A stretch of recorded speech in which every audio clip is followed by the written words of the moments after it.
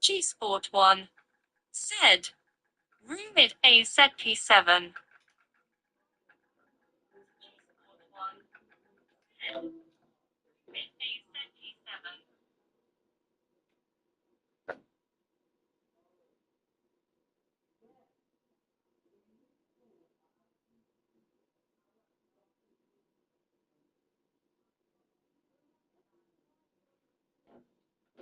Gsport 1 said. Players join, be patient.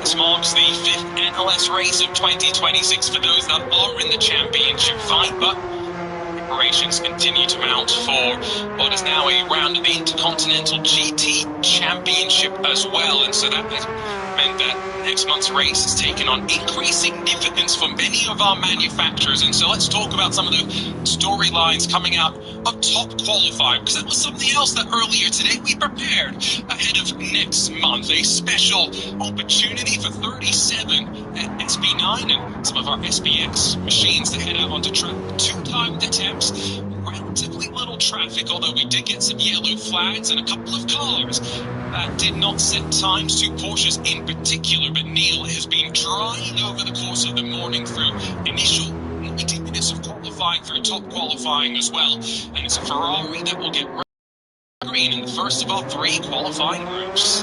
Yes, if you're just joining us now and you missed qualifying, it was thrilling. Yes, the Ferrari have gone to pole. Lucas Auer and Max Verstappen is in 5 on the starting grid, so 1 place better than started yesterday. Of course, you're saying it's MLS 5, but technically now this will only be the 3rd race of this series, so really, limited running for a lot of the field.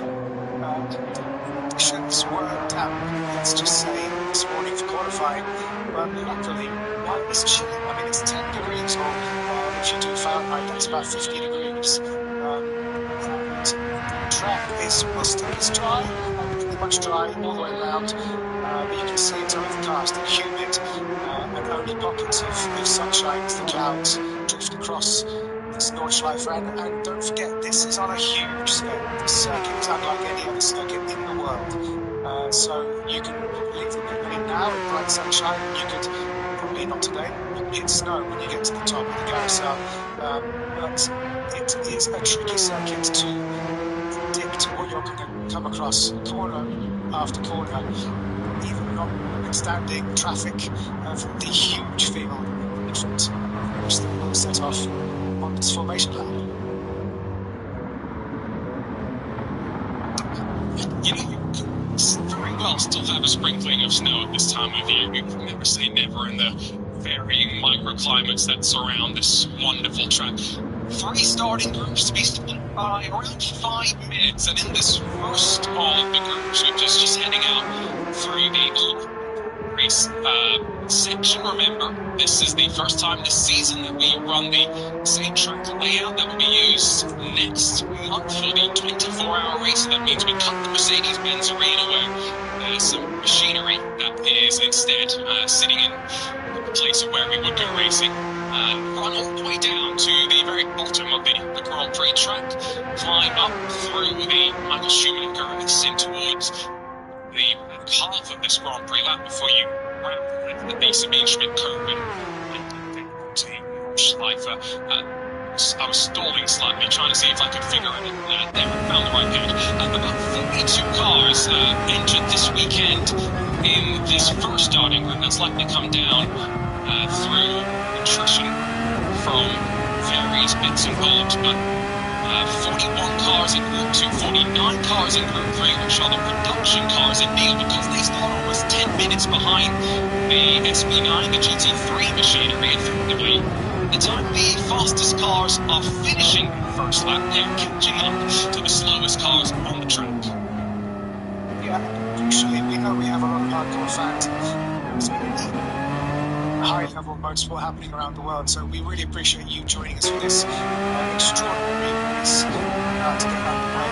Yes, so once the cars start to reach traffic, which, as you say, could happen at the beginning of the second lap, the crucial thing to remember is one of the many unique things about this race series and this race track and its specific set of rules is that the onus is very much on the approaching driver, the faster driver, to carry out a clean overtake. Yes, there are blue flags. Yes, the slower cars need to be aware that the faster cars of the different class are coming up behind them, but they don't need. The onus is not on the slower group, the lower class, to get out of the way. The onus is on the passing driver to make a clean pass. So that's something a little bit different among all the other different things you need to get your head around when it comes to racing the circuit, which is why you have to have a very specific permit, which Max Verstappen had to get to be allowed to race in this series. And it's because so much about this race and this race series is unique to this circuit. For example, yesterday's tragic incident was very, very rare for us to see a red flag. What will normally happen if you're used to other racing series is around this circuit you'll get slow zones, you'll get 60, code 60s, you'll get yellow flags, but you will see the recovery vehicles on track while the race continues. So it is drilled into all these drivers that you have to respect all the signals from race control, because otherwise you will lose your license. We saw that already this weekend. driver having their license revoked for breaking the specific Nordschleife rules. So plenty to get your head around in this unique style of racing.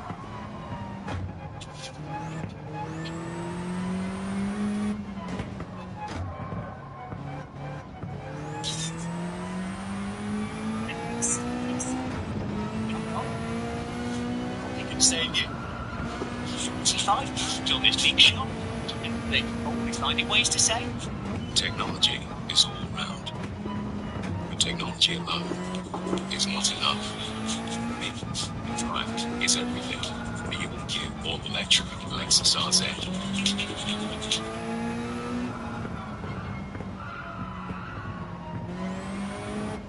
Well, as the SB9s head out to the Nordschleife, they have seen one of their contingent head down to the pit lane. It's the 35 Trinity Solutions Aston Martin Pro-Am.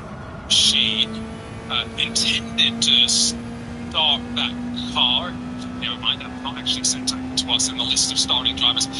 Let's run through the starting grid, though, for the very front of the field, as slowly but surely all three of our groups are beginning to warm up the tires and heading out on the adventure into the unknown. That is a formation lap at the Nurburgring Nordschleife. After a great effort in qualifying, the only Ferrari in the field that realised Condor Racing with Rinaldi at number 45, Thierry Vermeulen, punched in an 8:10.275, but it will be Dennis Marshall that leads us to green alongside the Gsport Racing BMW, just 1,000th of a second slower, around 25 plus kilometers of racing and 170 corners.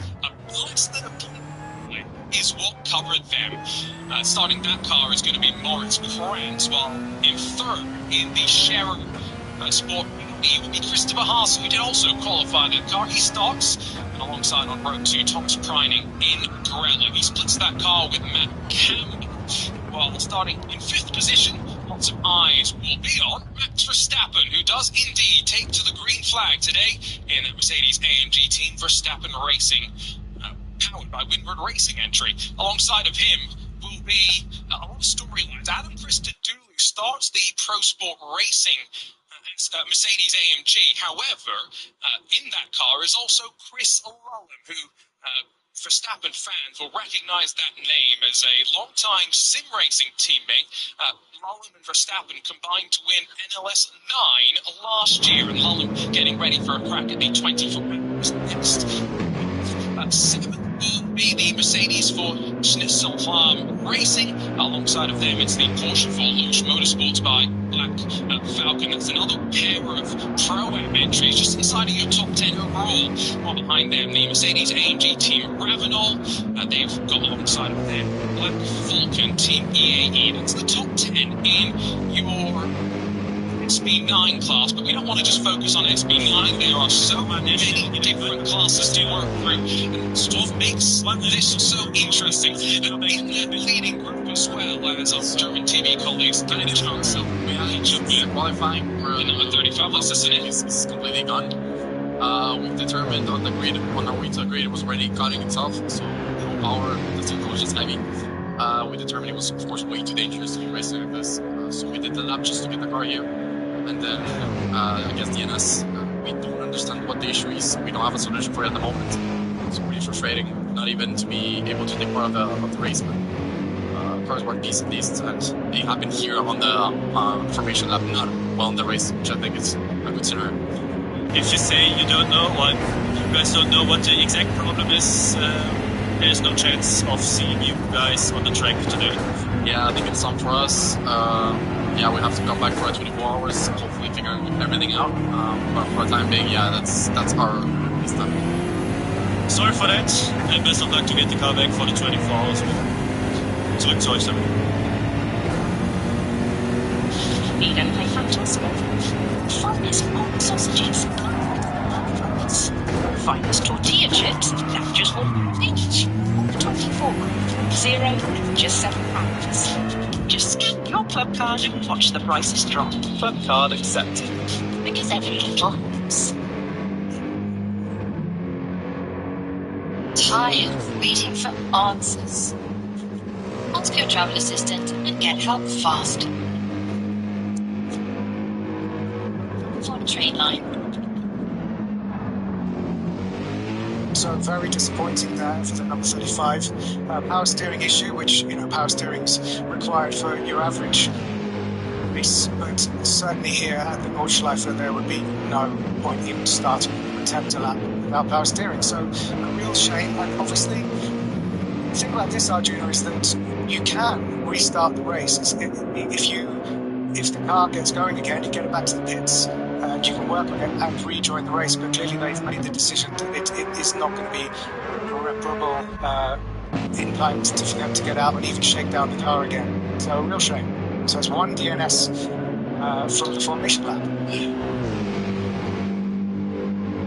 So 121, our initial entry list for today, now becomes 120.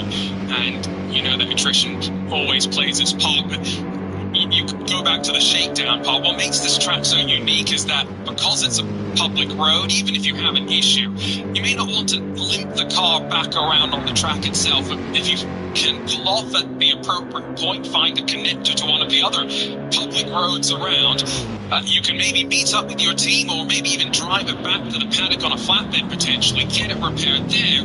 Maybe not so important today, Neil, but when we go racing for the 24 hours, that's where the spirit of endurance racing, as I always say, comes in crucial. Exactly. It's called endurance for a reason, because you have to endure. It's always been the sort of classic test of cars, race to road technology, which is what motor racing and endurance racing has always been about, is fixing it and getting it going again. So if you can do that for the 24s, this is where to test it out in 4 hours. So quick run down through some of the other class pole sitters, by the way, as remember, we've got plenty of classes of competition. In the first starting group, there's a couple of entries that we'll call out, and they're not fighting for necessarily much of significance, but the BMW M3 Touring joins the HWA Evos in effectively the SPX experimental class. The BMW M3 Touring is, yes, basically under the hood, an M3 GT3 car with some extra accoutrements, and what a wonderful job they've done to bring that project to life. HWA is a very old school throwback car. They start in the first group. The BMW M3 Touring going to start on the 7th row, really only 5 seconds off, which was a really impressive effort for Neil, a car that we know is gunning for pole position around this wonderful 25 and a bit kilometre track. Yeah, well, the GT3s and so many of these sports cars are at the absolute cutting edge. We mustn't forget about it. That's what that project is all about, and proving that it can still mix it up. And looking at a map of the Nurburgring Nordschleife, just to give you a sense, that little bit at the bottom is the part of the Grand Prix circuit. If you're used to Grand Prix racing, then you're used to 3 sectors. This has 8 sectors. And so as you get into this race, as it starts, we go green flag in about 5 minutes' time. Just get used to the fact that gaps will grow. Dropping a second here or 10 seconds there, even 30 seconds here and there, may quickly become meaningless. And another thing to flag up before we start is the whole business of pit stops. Obviously, if you're used to Grand Prix racing, then the pit stop of over 3 seconds is bad. These have a regulated amount of time for the pit stop, for the refuel, and so that we don't even see quick driver changes like you would in other endurance racing formats. The driver change is slow and measured, and all of that is built into the overall racing because it's the same for everybody. So just a few of the headlines to get used to before we go green is that just get used to this being a long, dramatic and volatile race circuit, and from lap to lap, so many things can happen. A great aerial look for those watching in vision on one of many streams across of YouTube. Remember, for those who may be traveling today, we will be live on RS1 through the entirety of our 4 hours, part of our radio show limited network of channels, but there's plenty more racing. Yes, there's a World Endurance Championship action to come, and our team ready to cover that. It's a relatively cool, crisp morning. Let me quickly run down some of those other pole sitters in some of the other classes. We've got Porsche Esports, Porsche Endurance, I should say, rather, Trophy Nurburgring competition. They have an esports version of that category as well. We've got 7 starters. That's important because they get maximum championship points towards the overall NLS championship, fought across all the classes if you're new to the world of NLS. Muller Motorsports, an 8:38, 5:05 pole for them in the mixed conditions. 82 pole, which is similar cars, but some slight tweaks to some of the technical specs. There's plenty of gravel on the track.